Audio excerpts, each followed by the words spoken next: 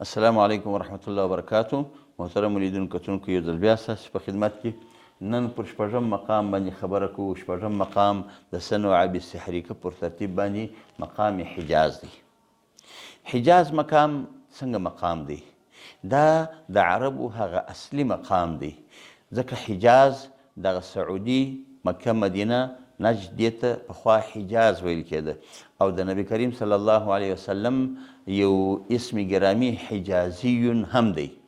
حتی چې د استادانو څخه مو اورېدلي دي چې زموږ استادان د استادانو استادان لکه مولانا قاري زهرمد تانوي صاحب، لکه مولانا قاري حسن شاه صاحب، لکه قاري عبدالمالک صاحب رحمه الله، لکه قاري عبدالوهاب مکی او دغه رنګه نور قرا د اساتذو څخه مو دا اورېدلي دي چې هغو به دا ویله چې قاري عبدالمالک صاحب رحمه الله کوم چا چې پاکستان ته تجوید و قراءات راوړي دي، هغه به په دې لهجه کې تلاوت کوئ، او دا به ویله که زه پر دې باندې قسم واخلم چې نبي علیه السلام داسې تلاوت کوئ نو حانث به نسم، ځکه چې دا حجازي لهجه ده، نو لازمي خبره ده اهل حجاز هم دغسې تلاوت کوئ.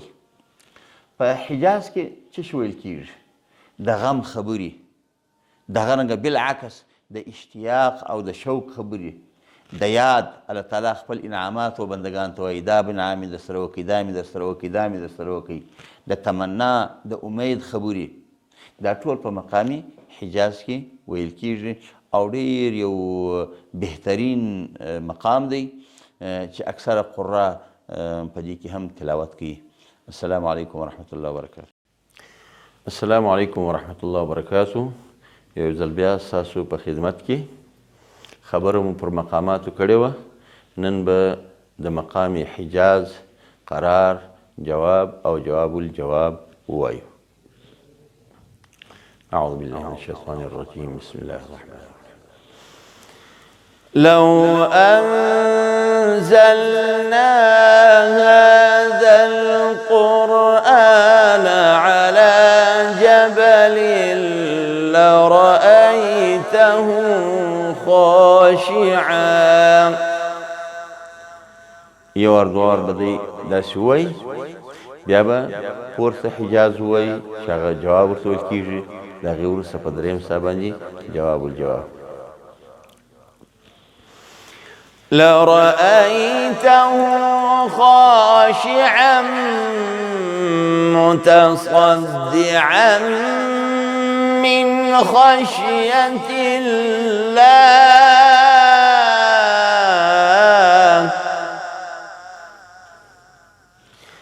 وتلك الأمثال نضربها للناس لعلهم يتفكرون.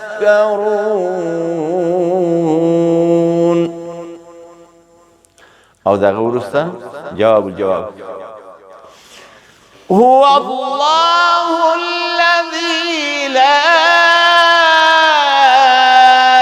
إله إلا هو عالم الغيب والشهادة هو الرحمن الرحيم.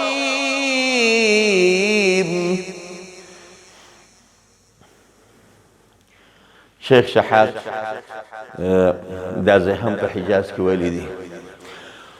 والله بصير بما تعملون.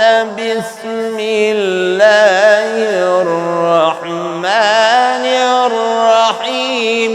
قاف والقرآن المجيد. صدق الله مولانا العظيم.